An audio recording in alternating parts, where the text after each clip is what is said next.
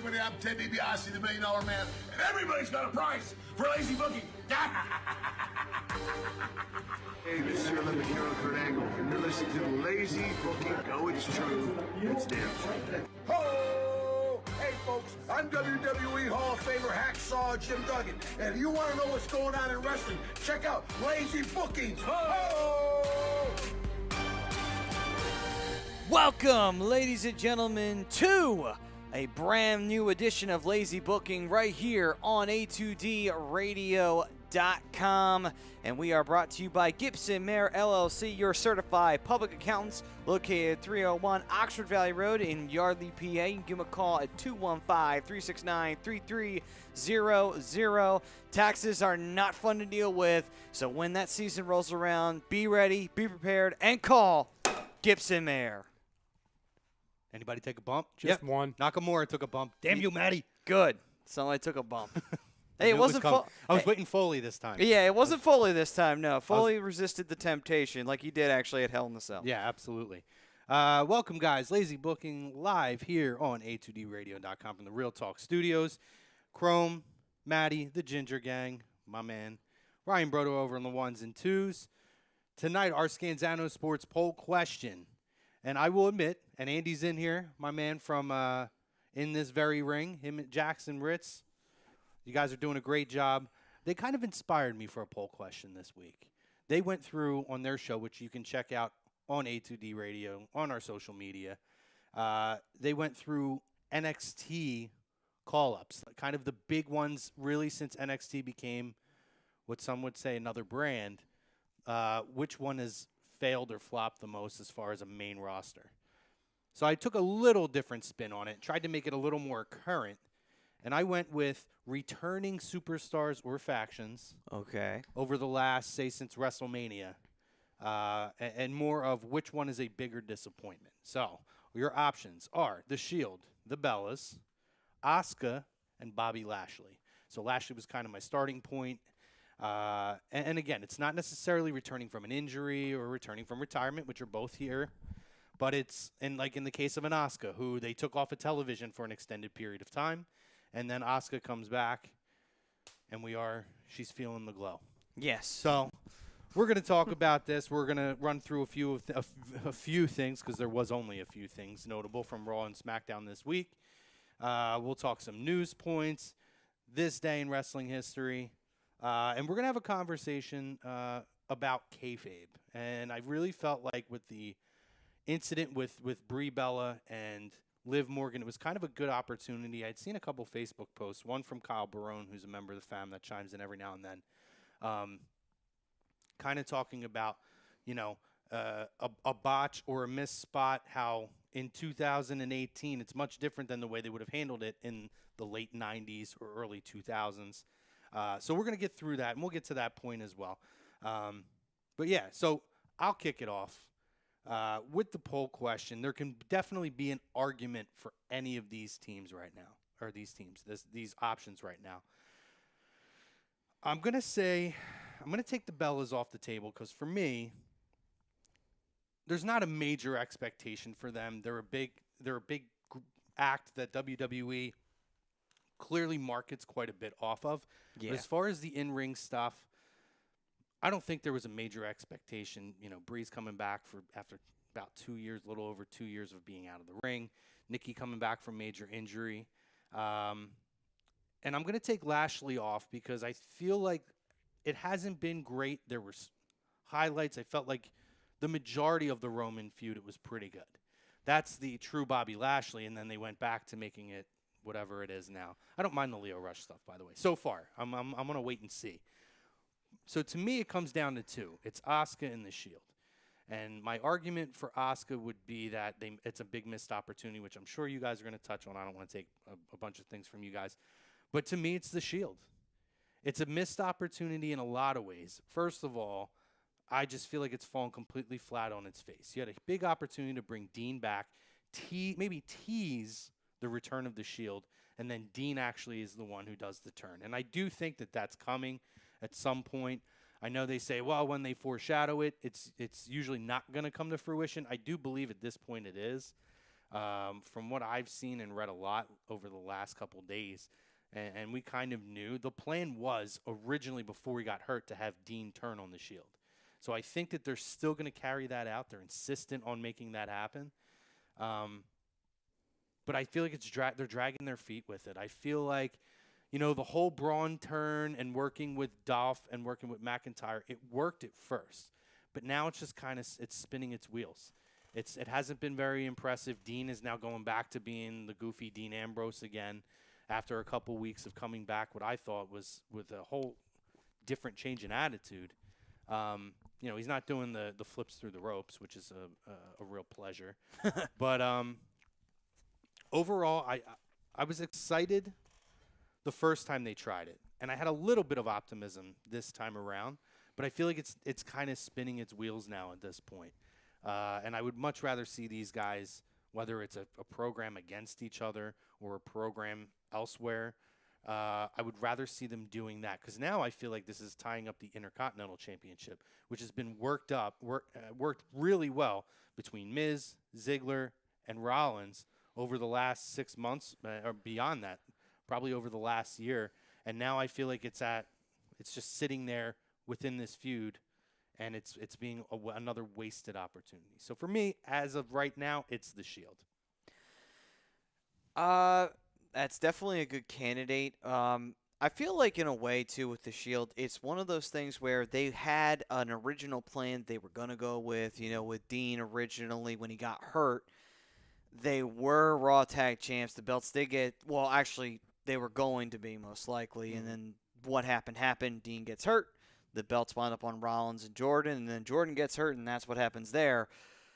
It seems like they had an original plan for the Shield, and the moment that Ambrose got hurt, it screwed everything up. And now it seems like WWE is trying to make up for lost time in an odd way, because now they're not doing Dean Ambrose being intense and fiery like you were saying.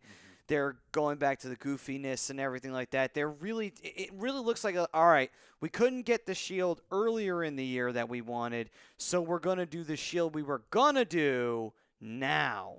And we're just going to figure out something else we want to put them in, and that would be with this Braun Strowman, Drew McIntyre, Dolph Ziggler situation. I think the rivalry, it had a shot. I think the problem that, at least in my opinion, I think if you want to build the Shield up as being like this massive force that's for justice and, being the Hounds of Justice and everything like that, I feel like in a way, I don't think they half-assed it, but they kind of, the tag titles are on McIntyre and, Ziggler, but it almost feels like, if you wanted to go all the way with it, you could have done something where Strowman gets the Universal title, not in a clean way, on Roman so it doesn't bury Roman. And at the same time, too, you could be like, all right, so now the Shield is trying to basically get rid of this corrupt team that's clearly backed by Corbin and the rest of them, get rid of them, and then establish themselves as the dominant force on Raw. I feel like that would have been the best route to go. Unfortunately, it doesn't seem like they're going that route. Yeah. Again, though, I think that's all because Ambrose got hurt and they're trying to make up for lost time. Facebook's being weird again. Oh, boy. No. It's bringing up the emoji thing on the Seymour, but instead of, you can take that off, but it cuts off the comments totally. I don't even have the option to see it if I wanted to. If you want, mine's working at the moment. So if you want, I can read some. So if there's one, I need you to. Yeah. Okay. You read it. I would, but unfortunately, my laptop is MIA currently at this moment in time. It's 2018, and So- no electronics are working. Yeah, Maddie's laptop is about as useful as the television screens on the announce tables at this point. pretty Yeah, much. that's a good Or point. boobs on a bowl, whichever one comes first. So, yeah, Asuka is a bit of a different story, though, when you think about it in general. It seems like her losing to Charlotte, looking back on that, is that the worst thing in the world that could have happened? No. I mean, it's a legitimate loss in a way because it is to Charlotte Flair. I get that. However, though, you did miss an opportunity to make a shit ton of money, for one thing, and you could have built her up as the first ever undefeated women's SmackDown champion, like the probably will be the only undefeated NXT Women's Champion. She could go down in history as Asuka was the only woman to win the NXT Women's Championship, go up to the main roster, and win a belt there, and was undefeated both times doing it. That would have been a huge thing for them to do, and to me, that would have definitely have sold and made a shit ton of money. But for whatever reason, WWE decided not to go that route. I'm still wondering why. However, though, you could have done something where even if Charlotte won, you could still have had Asuka still be a badass. The easy way of it is that Asuka goes away. She doesn't hug Charlotte at the end of that match. She just walks away, wondering, what is going on? I just lost. This can't happen. I'm Asuka. I don't lose. I beat everybody. So she goes away for a period of time. The old saying goes back in the territories, how can we miss you if you don't go away?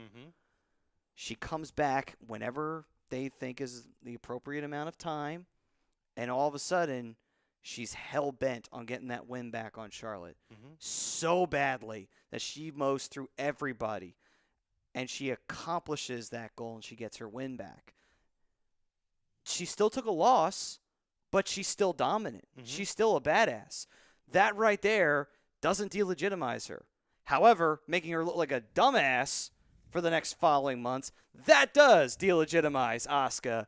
So they did a wonderful job in doing that. She's feeling the glow.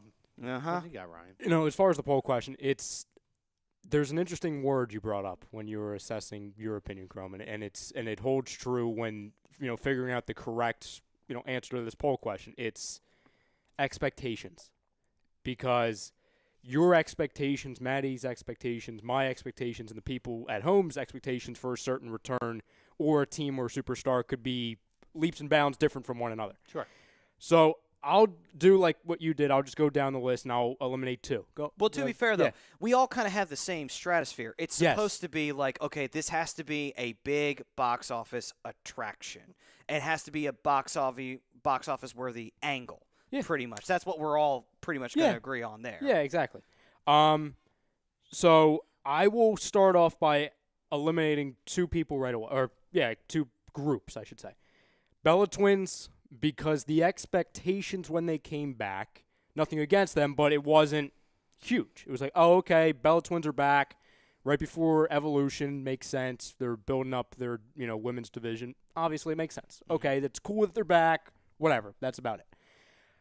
The thing I want to disagree with you guys is, and when you talk about returns, not debut, returns, I'm going to eliminate the return of Asuka. And I know a lot of people are going to disagree with that. The reason why I don't have that as most disappointing, it's because when she came back, it was after they let it get so bad to where it didn't fully make me disinterested in her, but I kind of had the feeling we talked about it at the time when it was really bad before she went away the first time. It was, how could they let someone that was so important, not only for NXT, but for their entire brand, they built them, they built her up with the streak and everything, and they let her get this far down. We've talked about it before to where they like to break down superstars and build them back up. This is leaps and bounds beyond that. So my whole feeling about Asuka, and like I said, I still care about the character, they let it get that bad. When she came back, there wasn't some huge reason for me to completely flip on my opinion of that, at least when she came back. Right. So that's why those two really don't go very far with me. So that goes down to The Shield and Bobby Lashley. For me, the most disappointing is Bobby Lashley. And I'll tell you why it's not The Shield. We talked about it the week after The Shield came back. And I had said I was fine with them being quote-unquote good guys with Roman. But I said the excitement for me would have been really, really high if they would have twisted it into, oh, they run Raw. They're not good guys. They're not bad guys. They just do what they want. Mm-hmm. The reason why I wasn't overly excited about it, because we all kind of knew which direction they were going in. Right. Okay, so that's what kind of decreased the expectations for me. The reason why it's Bobby Lashley. We've really talked about Bobby Lashley a lot. We've also talked about how, especially in the grand scheme of things in the wrestling world, he's kind of disrespected a little bit, which is not really right. And we kind of talked about he should be up there with Lashley. Oh, I'm sorry, with Lesnar. Excuse me. This guy's a main event superstar. There was so much hype around him when he came back. He did so well out in Impact at the end of his run. For him to literally go from an absolutely, it was insane watching the feud between him and Sami Zayn. I mean, it was literally unwatchable. It was awful. It was cringeworthy. Yes, that's a perfect way to sum it up. It was cringeworthy. Then you had him go up against Roman. That was a good feud, but the ending made no sense because they wanted to make it seem like it was so important because the winner of that feud would go on to face Brock Lesnar at SummerSlam. Bobby Lashley wins the first time. Roman wins the second time. Then you don't see Bobby Lashley for 3 weeks? Yeah, like 4 weeks? To me, there's a rubber match that needs to happen at that point. And it was just like, oh, that's done. Yep. And it was just so high and then nothing. And now what is he doing? He's on think- Mixed Match Challenge, which great program, but it's on Facebook Watch. Yeah, I mean AJ's on that too. I don't get tied in that. My issue is, and I actually like Lio Rush, and I'm kind of feeling it. Like I feel like I guess they felt like they needed to give him a mouthpiece, but he's working like he's doing goofy things in with the Goose Frob or whatever the frick that Taj Mahal, Jesus, Taj Mahal. Jinder Taj Mahal Mahal. says in the ring. Yeah.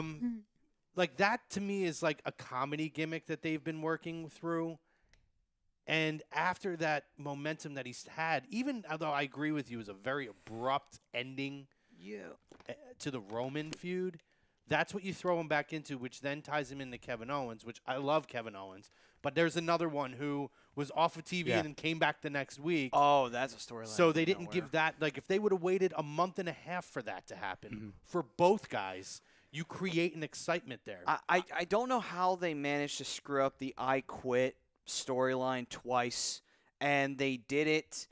Did they do it in the same? No, No, Dolph Ziggler, did he walk out last year and came back at the Rumble this year? Or was that the year before? I think it was the year before. Because they screwed it up twice, though, because they did that with Ziggler, and now they just did it with Owens. I'm like, just because you guys screwed it up once, that doesn't mean you can come back and just screw it up again. Usually when you're trying to do something again, it's because you know you fucked up, and you're trying to fix it. Like, I don't know how you guys managed to make that happen. But the other issue, too, that I see with Lashley, one other thing they could have done with the Roman thing, they could have had him interfere in one of Roman's matches with Lesnar. I'm not saying that would have been the appropriate thing to do at SummerSlam because Reigns had to go over at that point, but it was like you could have at least had him in the talk. He could have been unsuccessful in his interference. Could have done anything. Well, at least it wouldn't have been such an abrupt ending like you guys were talking about. And at the same time, too, it's still like, hey, Lashley just totally isn't being taken out of the slot of, hey, I want to stop Roman because I want to be the top dog. Well, you build here. up that Bobby Lashley. My issue with that was that Bobby Lashley, they went through and they built the whole feud behind. Lashley came back for two guys, for Roman and for Brock. You had an opportunity where Roman still could have went over Brock in the triple threat and still included Lashley to tie up the loose end. I will stand by the fact that should have been a triple threat match. And again, you could have had the same result. If anything, I thought that there was a good thing going there. Could have had an opportunity to make Roman look even stronger by defeating both of them. And you could. And I think it was a missed opportunity because now you have to focus on Braun being that third guy. The reason I agree with pretty much a lot or almost everything you said, but my reason I take that out, the majority of the audience doesn't know who Bobby Lashley is because A, they don't watch Impact, and B, they have a young audience at this point. A lot of them weren't watching in 2006 when he left. He didn't leave a major impact on the company by the time he left. He learned his craft a lot more when he left. So I feel like they flubbed it because they obviously brought him in for a reason, and then the way that they tried to position him immediately with the family and again, cringeworthy with some of that Sami Zayn stuff was crazy. But to me, you're talking about hype of things. Everybody knows the Shield. Everybody remembers the backstory of when they broke up, everything at WrestleMania 31 with Seth, and the feuds with Dean Ambrose and Rollins and Seth and Roman. There's so much backstory there, and it was fresh in our minds of just last year. There was a major push that they were going to do with these guys. So bringing them back and kind of just like you have this, I felt like Ambrose's return made an impact. And I couldn't give two shits about Dean Ambrose before then because I absolutely agreed with everything Steve Austin said to him on that podcast was everything I said clearly before then and on the original Lazy Booking was that Dean Ambrose is lazy. It's the same thing over and over. And he won the title and he seems to not care. And I'm glad that Austin called him out on it. So when they brought him back, I'm like, yo, I think they're finally going to hit that point where let's turn the corner with Dean Ambrose, get that true heel run. They didn't go that way. Fine. But now I think it's just, again, it's spinning its wheels, the same old shit. And they're not being the hounds of justice. That's my problem. They're holding to me, it's more of, they were based around holding, taking care of injustices of guys like John Cena who are holding talent down from getting an opportunity or doing this and that. And in turn, it's more of they're the guys now. Well, they're the guys who they're entitled to everything. And these, other than Rollins, who I think Rollins' promos are really good. Rollins talks about how good McIntyre and Ziggler are, but Roman, it's more about, yeah, you're okay, but I'm the big dog, and it's just they're the anti-Shield of what they originally were, which is why it falls completely flat on its face for me. The sad part of it was, too, it's like, getting back to that, the way they booked them, too, with, they're immediately the top everything and everything like that. But at the same time, they didn't try to make it seem like, hey, we're doing this not because we know we're great. We're doing this because we're trying to stop Raw from being basically ran by the wrong people. They've never actually booked them to do that. So it's like, that doesn't help anything, Again, that could have been where it's just like, hey, the Shield gets screwed over. They lose their belts. The Intercontinental title gets taken off of Seth somehow.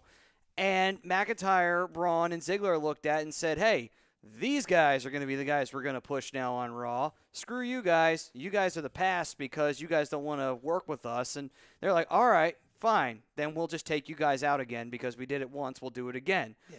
And that could fall into what Ryan said then, that they run Raw and that they could go crazy with power or whatever the hell they want to do with it. One of those things could have blended perfectly right into the other. That alone right there probably would have been better TV than what they've been doing right now. Well, I think for me too, and maybe you guys will have a different opinion, but I don't need for them to tell me every reason that Dean Ambrose should be pissed off right now. I mean, I get what they're trying to do, but to me that fell flat. It's more effective to me because it's inevitable Dean's going to have to be the one who turns heel at this point. He has to. When they break it up, he's going to have to. He's the only one that really needs a change in the character. We all know it's coming. It could be now. It could be WrestleMania. But why do you have to foreshadow everything on TV for me? Like, the thing that was effective when Seth turned was you didn't see it coming. And or when it was coming. You knew at some point somebody was going to have to make that move. Here's the problem with the Shield, okay? And you're right. Everything you're talking about is right. There's two things with this. Number one, I can make an argument. First off, if somebody's going to turn heel, it's absolutely Dean Ambrose. I can make an argument it's not just him, though.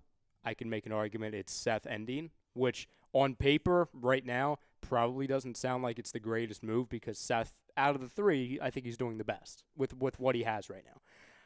Here's the reason why I have a problem with the Shield and why I really wasn't overjoyed when they came back. It's sad that I know exactly where they're going to go with this. When Dean, that's just the safe options is Dean turns heel. That's it. They're going to run with the storyline for months about Roman Reigns.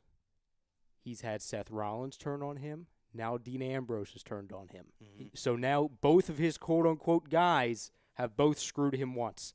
Therefore, he is the true lone wolf, and he has to do everything on his path, and oh, boo-hoo, it's Roman. You know what I'm saying? It's more sympathy. That's why I think there's a very a slight chance it could be both Rollins and Ambrose to really start that whole thing again of, oh no. Not only did Dean turn after Seth turned years ago, they both did it at the same time and Roman's alone. Well, and that could build to a Shield triple threat at Mania, by the way. I mean, I think that's where ultimately I think that's where it's going to At go. one of the pay-per-views, yeah. well, I mean, you can also Rumble play or Mania. Yeah. You could play that off too, where it's just like, even with Seth turning, which is a shock, people already know why Dean would turn, but now people are interested, like, okay, why did Seth turn again? And then it's just simple. It's be like, because everybody talks about Roman, everybody's always talking about Roman. It's just like, we're better than Roman, and we know we're better than Roman. So that's the reason why we did it, basically. Well, I mean, for me, I would disagree now, and I probably would have felt very differently maybe 6 or 7 months ago. I don't think that Seth needs to turn heel at this point because I think Seth, who, when he first went face, it fell pretty flat on its face. It took a while, but Seth organically grew or reclaimed his following back by his in-ring work, putting on 4- and 5-star matches, not just at pay-per-views, but on Raws. And I feel like he's at such a point now.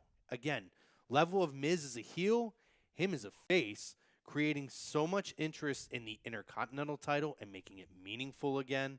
I feel like it took him a really long time to get there because he was so good as a heel. But I feel like he's off and running at this point. The fact that people are really behind him, and he's a total babyface. He's not a tweener. He's not Mr. Attitude guy who, like Roman tries to be at some points. I feel like Seth's been the most effective. For me, you take away from Dean, which in my eyes, this hurts Dean. The fact that Dean should be the one telling me the reasons why he's turning heel, not Dolph Ziggler and not Drew McIntyre.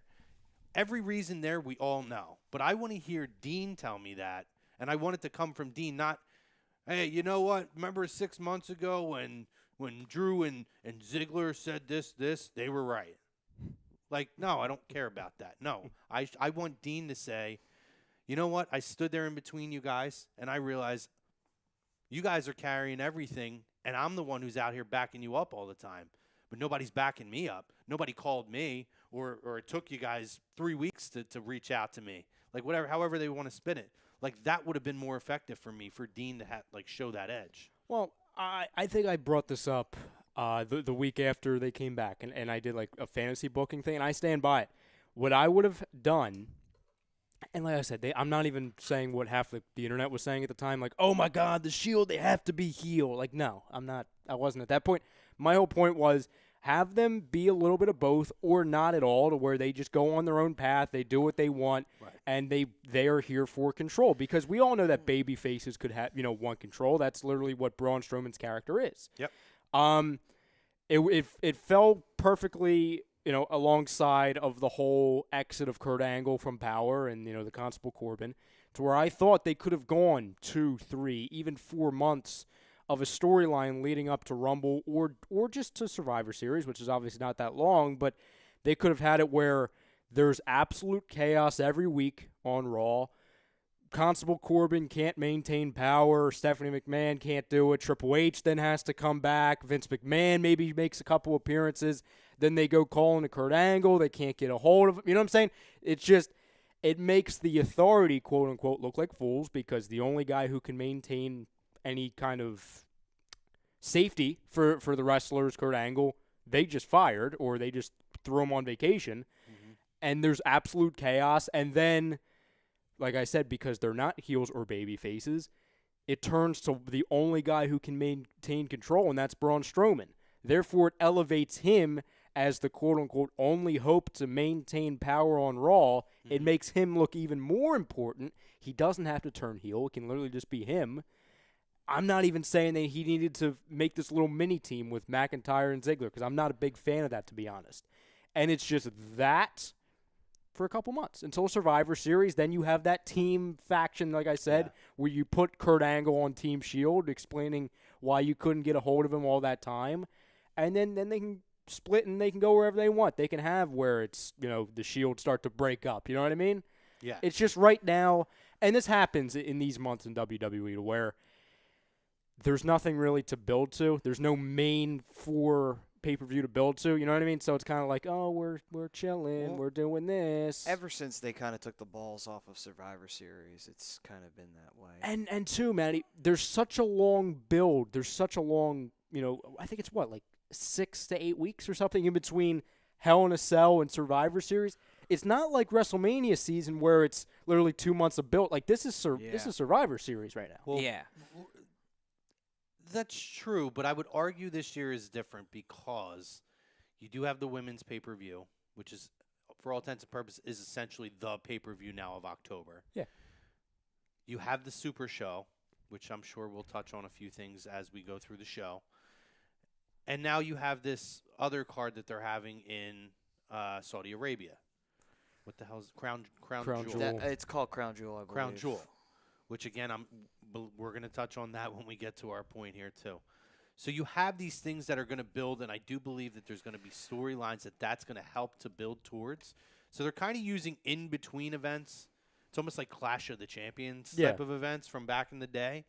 Sub-events to bridge that gap. In your house, yeah. And I'm okay, right. In your and house. I'm okay with that. And I think that we're going to talk about, I think there's going to be some things that'll be effective with that. I disagree. I actually think that they've done a really good job at making Survivor Series meaningful over the last few years.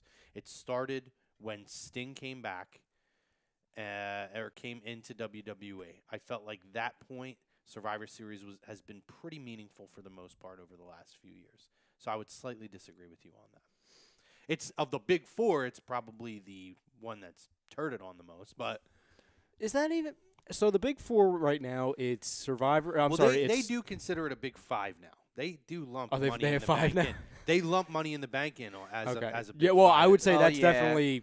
Well, I would argue if you could just say it's four, I would say it's Rumble, Mania, SummerSlam, and Money in the Bank. Sure. But if it is five, yeah, Survivor Series. They do consider now five with Money in the Bank, and the rest is the filler. Yeah. So with that too, actually, one thing I wanted to bring up too about the whole Shield thing, with them splitting up, going their separate ways and everything. There's actually another way you can do a Dean Ambrose heel turn. Now, unfortunately, it is a little bit of a longer build, but that may not be a bad thing necessarily since they went the route they went.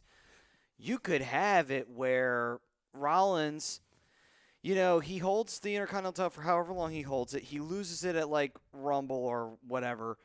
He wins the Rumble, and he faces Roman at WrestleMania, and they're the main event. And that eats away at Ambrose to the point where he's just pissed because it's just like, every time I do something, it just seems like it doesn't matter.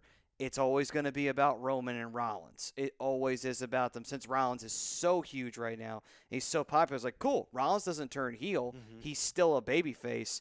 And you can have two best friends that are still friends facing each other at WrestleMania. And they'll, of course, be the Roman haters, and they'll be the Rollins supporters. I don't think Rollins has any chance of winning Royal Rumble. There's two guys that I have, and it's going to be part of the conversation we're going to have later. Okay. So I'll reserve them. I don't think there's any chance that he's going to win win Royal Rumble. I'll say this because part of what I'm about to say has to do kind of. I didn't even know you were going to say that, Chrome. So as you have something for Rumble, I do as well for later. So I'll save that part of it. But I think right now, in Vince's head, and obviously, the writers, I think there's two main plans for Roman for Mania. I think there's a main plan, and I think there's a backup plan. Oh, yeah. And I think the Shield's the backup plan. I think a Shield triple threat is the back. And it's going to be part of the conversation. Yeah, I was going to say. So there's another plan that Chrome and I will discuss later. And we haven't had this pre-discussion, but No. I can already tell what he's saying, what it's going to be, and it's part of what we're going to talk about later. So let's just say, I believe there's a big money ticket plan for Roman. I believe backstage there is talks about Maddie's the like, Shield. Yeah. Maddie's like, huh? Wait, Huh? can What we is do it now? No, no. I'm just intrigued. I'm like, it's very intriguing. What do you It's part of the Yes. Around the Ring segment Okay. when we get into the So second we'll half just of leave the it at show. that. We'll just But leave it at that. I absolutely believe that there is a big number one plan. Yes. I'll add this as well, going back to the poll question, and just tell me if you guys agree with this. I think if there's a little honorable mentions poll, there's a guy, and he's not in the same category as these. Plus, it's not really that recent. I would absolutely put, as far as very disappointing returns, Shelton Benjamin needs to be on that list. So the conversation, or when I was trying to think of the best names to put, he crossed my mind for sure.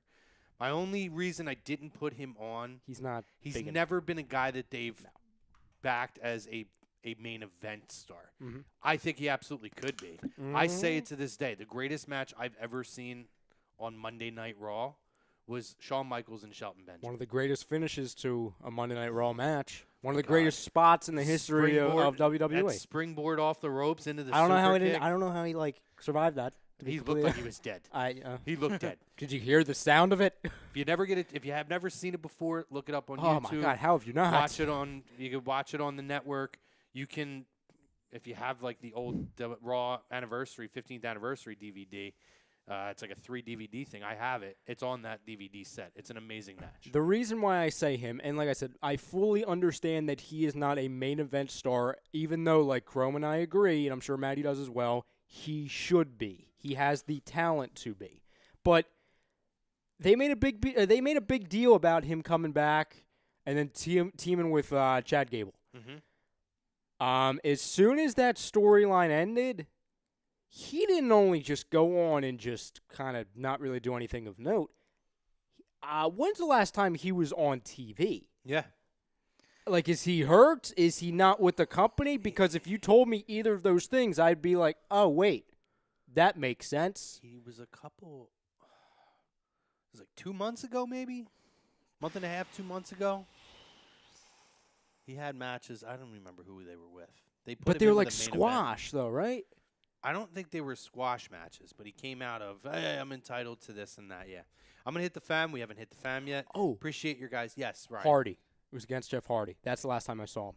That's true, yeah. He had a match, and that was about a month and a half Yeah, ago. right when he came over. Yep, Jeff Hardy, absolutely. So appreciate you, fam, for being patient on Facebook, YouTube, Periscope, and Instagram.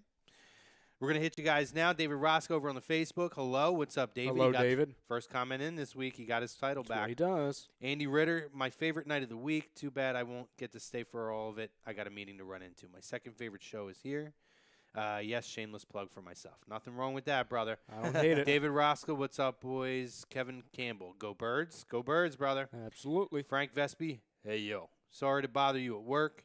They've all been disappointing. That's a fair assessment. Roscoe says, did you hear what Aiden English said one night in Milwaukee? He didn't tell us. I didn't hear yet. Rick Malvey says, well, Lashley is Ahmed Johnson mixed with the guy Shamrock wrestled in the cage with the sticks. Dan Severn. Ahmed Johnson and Dan Severn. That's pretty funny. That was pretty good, buddy. I like that one. With the sticks. Andy Ritter said, Lashley's return has been lackluster. He hasn't done anything super impactful. His current storyline is trash. I agree with that. He says, Rick, are you talking about Steve Blackman? Oh, it might have been Blackman. Yeah, it was Blackman. Oh, I think he'd be more of a Dan Severn than a Blackman. But either way, great comparison. I just love that comparison. George Palmer says WWE has been a disappointment. It has. I mean, the lowest, and we'll talk about that later, the lowest rating that they've had. We're not the only ones saying it. In the modern era. Mm-hmm. So Rick Malvey says, yes, so irrelevant. I forgot his name, and I'm untouchable pre-2K. Ambrose is definitely turning. Andy Ritter says the Dean turn is inevitable. Mixed feelings about how they played it Monday. David Hush. Oh, okay. So David Ross says Brie needs to retire. She should apologize to Liv Morgan, which she did, David. And Andy says David Hush. She does not need to retire. She just came back too early and is just being sloppy. I will disagree with that. Ooh, no. There's a fine line being sloppy. No, it's the wording of that. There's a difference. She's getting all the blame for that, and it's bullshit. And Tommy Dreamer put out a tweet about it, defending her, and as did Corey Graves, who defended her, and I'll get into that in a few minutes. Okay. But I'm not saying she shouldn't get blame. But she's getting all the blame. Maddie, there's a lot of layers to this, okay? Okay, so a lot of layers. We'll peel away the layers in a minute. One layer at a time. We will peel the onion. Rick Malvey chimes back in. Taker, Triple H, Michaels return. because ratings have been the worst since '94. Ziggler, Rollins, IC belt wrestlers still prove to be the workers' title. Agreed. Oh, mine's doing the emoji thing too. So it started loading them for me. It just Oh, for the well, first couple minutes it didn't. It came over to me. Okay, Oh, it's like an infection. It just Yes. goes from one phone to the other. It's here. that's hepatitis. Rick Malvey, Damn it. McIntyre forgot to mention him. Rosca says Andy, she needs to apologize to her. That's not good. Again, Rosca, she apologized on Twitter. Get a Twitter, David. You'll and see it. And apparently backstage 900 times. I think he's on Twitter. I think he follows me. David, then go follow her. Andy Ritter, I Damn agree. And according to reports, she did that Monday. Again, she did it on Twitter as well. Greg Malakovic, he says, "What's up, my boys? It's Bobby Lashley for me." Andy says, Asuka should have came back wanting blood. Which well, is you basically just what I said. You're right. Yeah. You're right, Andy. wanting not only Charlotte's head, but her title too. Ryan says Ryan was speaking truths earlier. I try, Andy. Tom try. Harnone says, "Yo, fam." And he says, "That's it. Gender will forever be referred to as Taj Mahal." My bad. Hashtag Taj Mahal. David Rosca, Bobby Lashley needs to be on a pay-per-view. Ritter's out. He says he'll try to chime Later, back in. Andy. Hope you have a good meeting, buddy. Mario Pellet says Lashley. Daniel Barnes says Steve Blackman, ? LOL. Love that we got a Steve Blackman reference on this show. Get it dropped. And an Ahmed Johnson in the same reference. And- Perfect. And technically, by pseudo, a Dan Severn. Frank, yeah, true. Frank Vespi says, "Yay, Thursday Night Football." Oh, not Joe Buck. Yay, SAP button. John Malmus, Lashley and the Twins. I'd rather they stick with TV. So that's caught up on Facebook. Sounds like a band. So here, Lashley and the Twins. all right. So this is actually a good segue into our second segment, right? Which is I wanted to talk about kayfabe. And here's the thing with kayfabe. And like I said earlier, my buddy Kyle Barone put out the perfect Facebook post about it. That 20 years ago, or 30, almost 20 years ago, 21 years ago, Owen Hart broke Steve Austin's neck. And there was no apologies. There was no uproar about it. He came out the next night on Raw with a shirt that said 0-3-16. Let's fast forward to a program that just happened. And that was Eddie Edwards got his face bashed in with a baseball bat by Sammy Callahan. Mm-hmm. You know what those guys did? They didn't worry about apologies and this and that. I mean, stories came out about Callahan actually being pretty distraught about what happened. But when it came to social media, when it came to everything in front of the camera, including Eddie Edwards being on TMZ and everything, TMZ Sports, they kayfabed the shit out of it. It became part of the storyline. So somebody tell me why Brie Bella needs to, in front of everybody, put out a tweet that says, "I'm sorry." And why does she have to apologize on television? Here's the thing. Go ahead. Unfortunately, it's because we live in the PC pussified world that we live in right now. No, it's ridiculous, okay? Do we not remember back in the 80s when a video was shot by the Four Horsemen following Dusty's car and essentially chaining him up and beating the shit out of him with a bat? We revere these things from back in the day, and even currently that happen. But because it's Brie Bella now, Brie Bella needs to apologize, and she's a botch. Listen, she makes mistakes, and it's her first time in the ring in 2 years, and I get it, that she should take accountability for it, which she apparently did very much so behind the scenes. But this, and this is why I say the words are wrong. I loved what Tommy Dreamer said, and I'm going to paraphrase his tweet. His comment was, "It's not a botch. A botch is a complete and utter mistake, something done wrong, this and that." He said it was a mistiming, which is on both of them. So why does Brie Bella get all the heat for it? I said it when I watched it back 5 times. Now, I've seen it, and I felt like when you're watching, and again, the timing's coming off, I felt like Liv Morgan at some points, even before the last 2 kicks, was leaning further and further in. I felt like for the most part, Brie kept the same level of the kick. So to me, it's the timing of them is getting off to where she's kind of hitting in a little bit more. And accidents happen. Fucking guys have broken their necks.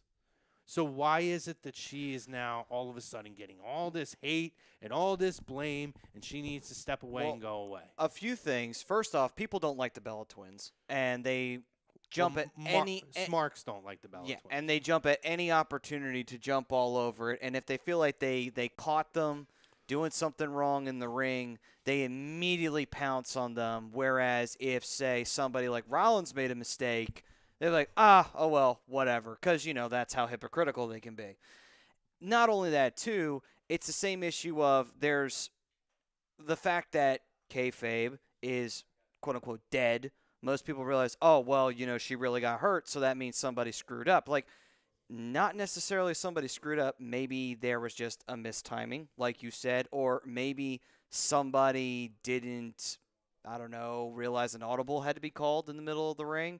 There's a lot of other things that could happen. It's not just straightforward where it's like, oh, we got to blame her. It's her fault and everything like that.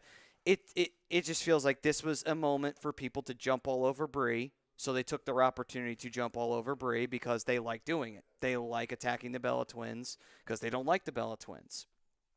It's like, I'll be honest, I'm not a huge fan of the Bella Twins, but if it's not her fault, it's not her fault at the end of the day. Liv's a trained professional. It's like, I'm pretty sure they never told you to purposely put your head in front of somebody's foot when you know it's going to be there. Right. And take a kick for real. Unless this is Japan and no one gives a shit. But, it's there's two people in the ring. Both of them are responsible for a spot. If it goes bad and it clearly wasn't a botch on somebody's part, it was a missed time on both. No, and Corey Graves defended her for a lot of the same reasons. Everybody wants to dump on one person, and that's complete and utter garbage. I'm not saying she doesn't get blamed. There's blame to be had for what happened. But it's an accountability on both parts. These people are trained professionals, as you said. They go into the ring knowing that they are taking a risk, that something wrong could happen.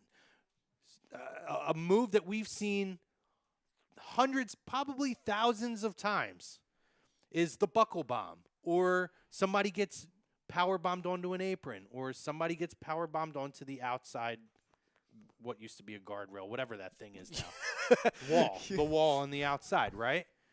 But Kevin Owens does it to people all the time, and some guys just hit things wrong. Seth Rollins, for all intents and purposes, hurt Sting. But guess what? All that time, people immediately come at Rollins and say, oh, he's sloppy and this and that. You go and Sting, not even that long ago, went out and said, dude, people blame him. I took the move wrong. Like, it's not his fault. He does the move all the time. And he did it twice in the same match Right. that he got hurt in because he's like, no, what went wrong? Because I know how to do this move.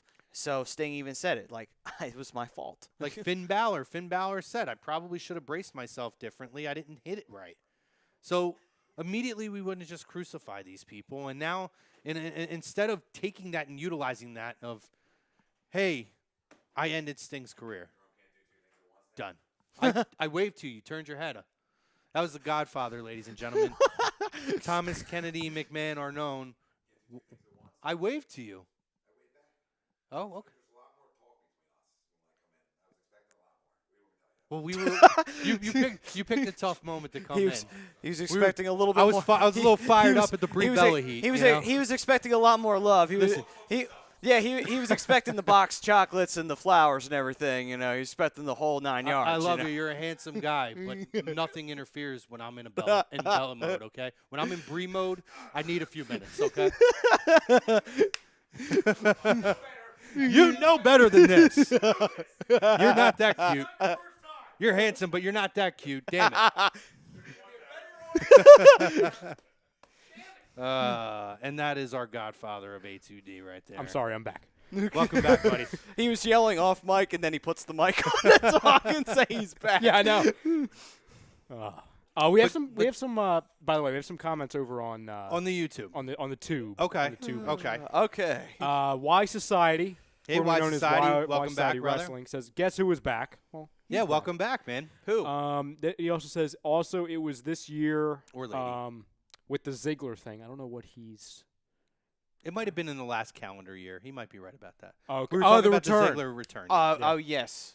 And then he also says. So I was thinking of before when he went off of TV and then came back as with the no music. I don't think that was this year. I think he went off of TV again and came back, right? The only return When he won had the was US Rumble. belt. But Yeah. was that this year? It When might does That was Rumble? this year. Because that's Yeah. like January. Yeah, it was January. because yeah. he It was in Philadelphia because he was number 30. Yeah, Yeah. and he won the U.S. title. He vacated it by just dropping and leaving. Basically, he quit, and then he comes back. Right. So they screwed it up twice in the same So year. I was thinking of the previous time he walked away, Oh. and then he came back with the gimmicky stuff Yeah. where everybody has, I was the show off to pander to you people. Well- and then he walked away again. I'm glad Wise Society said I that. appreciate that because I forgot it happened twice with him in So, the last probably I- 18 months. I can make an argument that the return at the Rumble, meaning I think we talked about this like a month ago too. Givings as though he was number 30. When you're number 30, obviously that usually means there's big plans for you, except for when Rey Mysterio came back in 2015. Or he didn't come back; he was just there at number 30. And Dolph Ziggler comes back, and it's like, okay, well, that could have been like 9 different people at 30, and it wasn't. And they really did nothing with him at all. And so that definitely could be labeled as disappointing. I don't think nearly as disappointing as the Lashley or Shield thing, but I think maybe a close third, in my opinion, just because of expectations. Well, I mean, they didn't let it breathe. They just decided, what was it, December? He wins the U.S. title, drops it, comes back the following month in the Rumble, and doesn't win the Rumble either. So it's like, what was the purpose of that? Was that because you just had no fucking clue what to do with him? I will give WWE the benefit of the doubt because going back to, late winter or early winter and then into the summer, there was a lot of questions as far as his contract, whether he was planning on staying, because I know there was a lot of reports that he was done with wrestling altogether and he was trying to go into a comedy career. So to give them the benefit of the doubt, which obviously I don't do a lot, I will say, how could they truly know what to do with Ziggler if they don't know how long he's going to be around? But to flip that, if you don't know what you're going to do with him, don't put him 30. Maybe don't even put him in the Rumble. Put him 1. Or better yet, Put him 7. Or better yet, keep him off television until you're 1,000% Yeah. sure you know what's going to happen. And then because of the length of time that he's off of television, when he does come back, if he does come back, it seems more important. Like, oh, we haven't seen Ziggler in 9 months. Hell, it could have been a little ace in your back pocket that you could have pulled out every once in a blue moon and say, hey, you know what? This would be a great time, since we know he signed back with us, to bring him back. See what happens, Manny? I try and give WWE a compliment, and look what happens. I stop right in my tracks. I'm like, no, Ryan, don't do that. They were still wrong. Listen, I tried WWE. I tried. I mean, let's see. We should probably go down the list to see what they got right and compare to what they got Do wrong. you want to be here for 5 hours? No. I'm not. I'm proposing this for a future show. I'm not doing. I'm not saying now. I'm not out of my mind. The one Like, thing I seriously. wanted to bring up real quick, going back to the botch thing, and then we can move on. Sure. But Rey Mysterio, you brought up that name. Okay. Do we not forget what happened in 2015 when he wrestled in Mexico in a tag match? And it was Perro Aguayo Jr. Oh, my gosh. Okay, it was Aguayo and Bannock. I had to pull up the other guys' names versus Rey Mysterio and Extreme Tiger. Okay, guy's done a move 1,000 times, turns around, does the 619, only does the shoot into the ropes, hits the ropes, kills him instantly. The most simple, if you watch it back and try to find a point where something looked off, nothing looked off on that. It was the most freak accident that could ever happen. And the guy ended up having a cervical stroke because he had 2 fractures in his cervical column.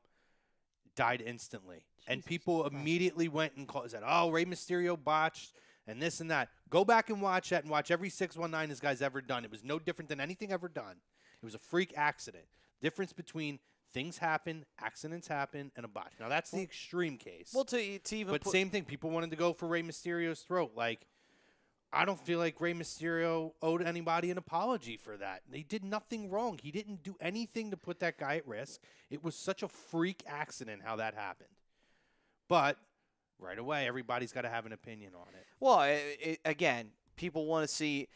for whatever reason, there's certain part of the audience that likes to jump on these things and likes to like just pick at the guy or pick at the young lady that is either A, made a mistake, or B, there really wasn't a mistake at all. It was just a missed spot. Someone didn't know where their cue was, or they just were in the wrong spot because for whatever reason they decided to lean forward. You know, it's like, oh, cool. We now can comment on this and say that she's a terrible wrestler and she should be flung out of the business with a freaking harpoon up her ass. Like, that's pretty much how they treat this.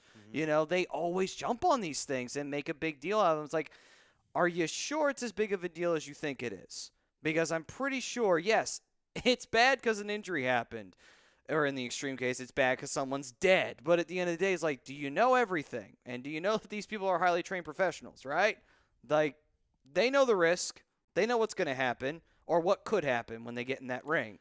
You know, and even to clarify, for even recently with Brie Bella, a botch was when she failed to do the dive properly twice on Raw. That's a That botch. is a botch. That is definitely a botch. This is not a botch. No, it's an accident. It's something. It comes with the risk of the job. All right, I've worked at banks for the majority of my life. All right, if I accidentally on an occasion give out an extra 1 or a 5, or I short someone a 1 or a 5, that's not shit that's on purpose. We're not all perfect. If I in 12 years did that maybe 2 or 3 times, guess what? It's a pretty damn good record. It's a hazard and the risk of whatever your job is. If you misdial a phone number, if you're a telemarketer and you misdial a fucking phone number, you're not going to be perfect all the time. They just so happen to have a high-risk job that these things happen. Why do I need to apologize because I put a paper in the wrong place? No, it's an accident. Things happen. They're just at much higher risk than we are.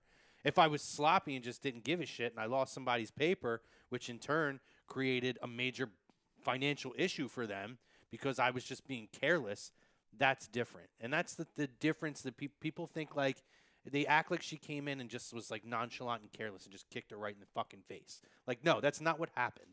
It was a mistiming accident on both parts. Things happen. Cut the girl a break.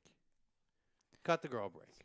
You know what I'm saying? Yeah, just because her last name's Bella doesn't mean you have to, to get out the pitchforks and the torches. She'll be fine. That's all I got, man. I was worked up over that. I was way more worked up over that than I needed to be. No, it's understandable, though, because it's more of just, the fans wanting to be trolls and assholes, when you don't really need them to be right now. I picked out some good music for you, just to calm you down. All right, good. So, is this the kind of music you play on Hockey Happy Hour to try and calm yourself down when you know ridiculousness is going on? only when I need to, man. Oh, okay. Okay, just wondering. Give us our first half sponsor read, Matt. All We're going right, to go to break. then. So, with that. Wait, let's. There. Yeah, okay. There we go. This first portion of Lazy Booking was brought to you by Sports Outlet for all your sporting needs, located at 703 Black Horse Pike in Glendora, New Jersey. You give them a call at 856-939-2030. You can email them at sportsoutletnj@comcast.net or visit them on the web at www.sportsoutletinc.com. You tricked me. That was slick. It didn't fit the mood. Again, second half of the show, we'll continue to talk about the poll question if you would like to. We're going to continue to talk about the Bella situation if we like to. We got some other things on tap. I know me and Ryan, I did it again, Matty Ryan. I finally got to it. I know me and Ryan kind of teased it. Our one topic's going to probably spin into who we think's going to win the Rumble. We'll talk about that, some news points this day in wrestling, anything you guys want to talk about. Facebook, Periscope, Instagram. Appreciate you guys joining us. Please click the link for the YouTube. Join us for the second half of the show. Comment in there, like, subscribe. Comment and like, subscribe. A2D, by the way, because it's the tits. And real talk, all right? Second half of the show will be coming at you. And don't forget, 10 o'clock Hockey Happy Hour is coming at you. If you are not going to be able to make it to YouTube, get back on the Facebook at 10. All right. See you guys next week.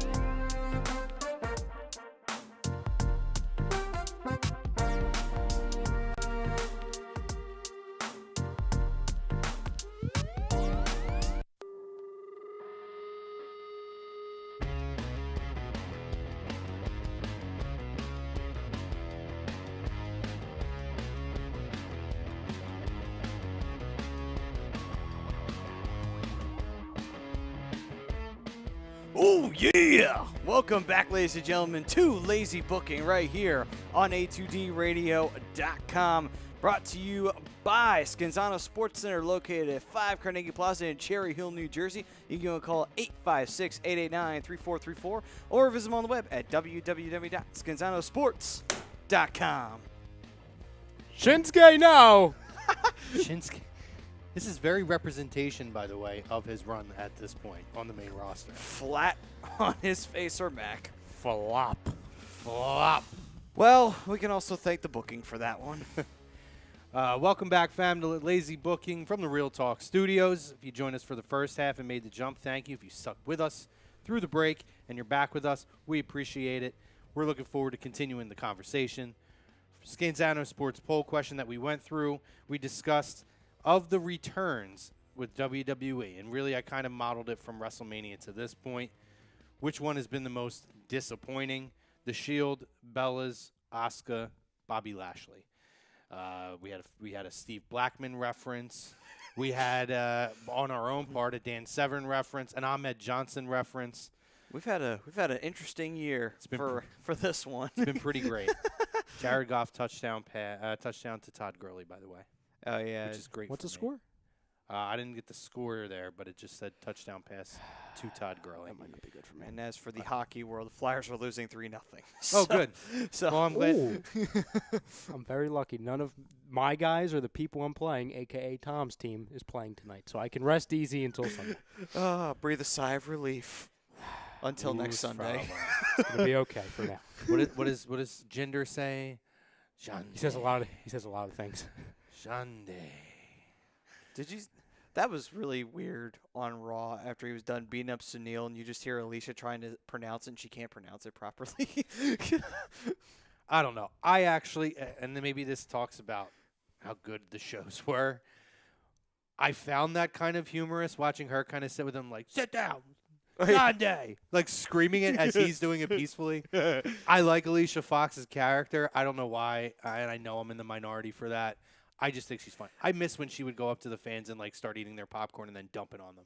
I miss that kind of stuff. I found that stuff funny. But back to what we're going to refocus now. We're going to get some other talking points. We'll continue to talk about those things, guys, too, if you want to continue to talk about it. But what, David Ross? I don't. What did he say? I don't know. That doesn't sound very promising. Yeah, I'm not going to read that comment, buddy. I love you, but he says, Rams rock, let's go Rams, let's go Rams. That's not what I'm talking about. I'm talking about that comment there. What? Anyway, What? I love That you, makes Roscoe. no sense. Anyway. I don't know. I love you, Ross. I don't know. So let's shift gears now. We have the upcoming Super Show. The all under, as me and my buddies joke and call about. All under. Clearly, the main hyped match of this, aside from the six-man tag, is the last time ever. Undertaker and Triple H. Kane in the corner, as well as Shawn Michaels in the corner. And interesting that there seems to be potential future plans for Shawn beyond this. So I'm just going to touch on some of the things I've seen and see what you guys think as far as where this might go. So clearly, we're all aware that there's likely they're going to be teaming at Crown Jewel. Shawn will make his return with Hunter to face the Brothers of Destruction. But now there's a plan for after, that a possibility of another Shawn Michaels Undertaker match will take place. Possibly, they said maybe WrestleMania, but probably Survivor Series would be a likely possibility. Or Royal Rumble. And then from there could be other opponents. Not a run, but matches. So how do you guys feel about the possibility of this carrying over past this? A, going back to The Undertaker. And B, throw me one name of somebody you want to see him face if he does do a current talent. And I'm sure somebody's going to say who I think, so I'm going to try to be different, but we'll see how it goes. We'll each throw out a different name. Let's do that. And then why it could be a good feud. All right. So, how do you feel about the possibility, what seems like a strong possibility, of another Shawn Michaels Undertaker match? I have my opinion, but I want to let you guys go first. Me or you, Maddie? I guess I'll start. They're like, shit, I don't even want to say anything about this.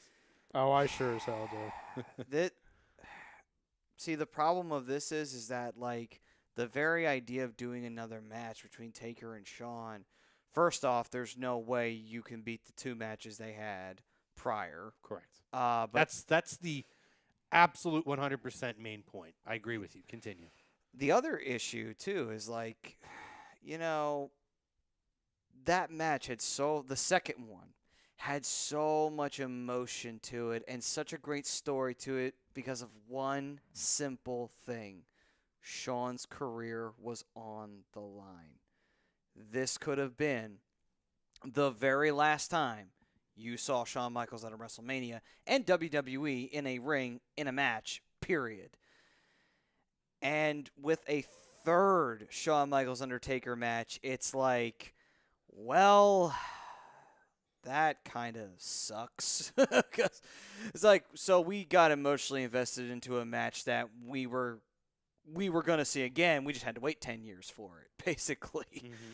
And it's like, it takes away from it in a way. And on top of it, too, it's like, what are you going to do at WrestleMania? And if you want Shawn to get the win, to kind of you can end the feud, Shawn gets the heat back, quote unquote. You shouldn't do it at Mania, for one thing, because that's like just shitting all over what happened at WrestleMania 26. You could do it at a Rumble, I guess, and get away with it and make a big marquee match for it. Or Survivor Series. Or Survivor Series, have a big marquee match. You could do Shawn Michaels going over there. If you do it at Mania, to me, that's kind of sacrilegious. Not because of streak reasons, but because the simple fact is like, why even bother doing that? You know, and at the same time, why even bother having Shawn Undertaker 3 anyway? You know, but I just look at it, it's like, really? Like, you have to do that? Like, you couldn't? Like, the tag team match is one thing, but you really want to do Shawn versus Taker 3? You're really sold on that? 10 years later? 10 years older? Mm-hmm. Okay. I don't get it. I would really like to know what it's like being a writer or being a booker or an agent in WWE, because the conversations must be really interesting with the concepts. Mm-hmm. Ryan? Okay. So, as I was sitting here scolding at the idea of that happening, Yeah. I've actually thought of a way just now to make it okay, but I'll get to that in a moment. Okay. Just like Maddie said, to kind of follow up with that, Shawn Michaels versus Undertaker in 2018 after those first 2 matches. Why? What's at stake here? Anything? Not really. Is WWE that out of ideas to where we need to go back to 2011? Yes, we know this. I mean, I know the answer is yes, but do they need to make it this obvious? You don't understand? Like, good God. Like, I scolded and I was professionally outraged last week, which I never am, at the fact, like, oh, Shawn's going to come back for a match that's not even on a main pay-per-view. But that's beside the point. You thought I was angry then? Oh, wait, there's going to be a run now? So he's going to be 2018's version of Goldberg, right? But not. You know, he's going to be Goldberg, but, you know, Goldberg didn't, I don't know, say he was retired and then passed up all of these opportunities to come back for better matches. Oh, but Goldberg didn't do that, so it's actually worse than 2018 Goldberg because Goldberg didn't do that. We could have Shawn beat Roman in February for the and then beat Kevin Owens for the Universal title in 28 seconds. Maybe it'll be 12. Just one to sweet beat chin to music. beat the record. One sweet chin music, Okay. and there you go. So, no, I'm not, to answer your question, Chrome, at least your first one, no, I'm not all right with it, Chrome. I'm not okay with it. No. But, and this transitions into your second question, as far as are we okay with a possible run and with the whole possible opponent. For them to make this work, in my opinion, in my eyes, you would have to cut out the idea of the separate run. Nope. It does not see any light past Survivor Series against The Undertaker. Okay? Because if they're going to do this, it has to be at Survivor Series because who debuted at Survivor Series? The Undertaker. Okay. Doesn't do anything at Rumble because the Rumble does not need a big spotlight match. It already has 230. I mean, they have 230-person matches now. Yeah. So we don't need Undertaker versus Shawn. It doesn't need to happen. It's not. It doesn't need a separate attraction. Okay. Just put it on the February pay-per-view. Fastlane. Fastlane. Oh, I will lose my mind. I'll go into retirement from watching WWE. I'll go back to TNA if that's still a thing by then. For this to be okay, and I'll give you a way to make this mean something because the only way I'll be okay with it is if it actually means something, not like, oh, once in a lifetime, part 8. Like, you don't understand? Shawn Michaels would have to tell The Undertaker, and it'll create a full 360 of a kind of a parallel storyline. Shawn was retired by The Undertaker. Shawn has the agreement that if I'm going to do this, this is both of our last matches. After this, we are both done for good. Mm-hmm. That way, it's good for a couple reasons. Number one, Undertaker leaves on the same pay-per-view he arrived. Okay, perfect, mirroring images for that. 2, Shawn Michaels finishes his career, for the second time, against the same man that retired him the first time. So it's good for that one. Undertaker, he retires with the man he retired. Okay, so it's a lot of different things. That's the only way I'm okay with it because then it means something. Mm-hmm. Then it's truly an end of an era. Mm-hmm. I don't want to see Triple H as the special guest referee. I don't want to see him at ringside. No. I don't want to see Michelle McCool at ringside. No. Those two, man to man, legend to legend, one last time, one last dance, that's it. Done. Make it the main event. I don't care. Mm-hmm. You understand? It should be the main event, to be completely honest with you. That's the way you do it. And if that happens, I'm okay with it. I'm okay with the Crown Jewel main event or tag team match, whatever. I guess it would be the main event. I'm fine with this little Triple H, Undertaker, Shawn Michaels little thing down in Australia. I'm all right with it. If that's how it ends, if that's how we get there, to where we can finally put Undertaker to bed for good. No disrespect to him, but I've said this numerous times. The way you properly end that, I think he's the greatest WWE superstar of all time. That's a separate argument, separate debate. The way you end it is the way you did it 2 years ago. Mm-hmm. That's the way you do it. For them to go back on that and have him make constant appearances again and again and mean nothing, that tarnishes that. So, after all this time, you put that to bed now. And if that's the way for Shawn Michaels to come back, it is extra moment and extra couple matches, cool. I'm all right with it. But I don't see them doing that. So I'm not happy. So the next Universal Champion is Shawn Michaels. Gotcha. Well, we'll get to that in a moment. I mean, I think you guys made a lot of really great points that I would have brought up, which is the Survivor Series thing, the parallel with Survivor Series. Why I believe that this match needs to take place there. I like your idea, actually, of that being the end. I don't believe, though, Taker's end is going to come until WrestleMania. 35 is a big pay-per-view. It's that close at this point. I don't see him not being on that card. I agree with you. And I truly believe that the setup from last year's squash match to Cena is a setup for Cena to ultimately drive the final stake in Undertaker at 35. Once again, I agree with you. Yep. So I don't think that's going to happen. I'm with you. No, I agree. I'm the opposite of if he comes back. First of all, I don't know how I feel about it being Undertaker. I do agree it has to be at Survivor Series. What are you gaining out of this? And I actually do believe that would tarnish 26. A tag match, an exhibition, doesn't tarnish it for me. Main eventing Survivor Series in a one-on-one with those two. And not even particularly if Shawn comes back and does, say, another match with another person. I'm going to let you guys throw a name out first before I do. I would be fine with that. But the fact that they're going to turn it back into a singles feud with Undertaker is that's where you start hitting that territory. It's going to tarnish it for me. That send-off that he had. Now, he may blow us away. He may come out at 50 whatever years old, tears the house down. We don't know. Burns it up. I find that hard to believe, but you never know. I mean, he keeps himself in pretty good physical condition. But that being said, that takes away from it big time for me, which to me, contrary to what you said, I believe Shawn Michaels is the greatest WWE superstar of all time, possibly greatest all-around performer as far as mic and in-ring of all time. He had the ultimate send-off. And I don't think a 1 or 2 match comeback where it's just something to get somebody over and something to give that little exhibition, whatever, kills it. But to have that, rehash that unnecessarily, that perfect send-off with Undertaker would absolutely kill it for me. Because then it wasn't a retirement. It was, hey, I'm going to take a 10-year vacation. I'm going to extend my Kurt Angle vacation to 10 years. Like, that's what it is to me.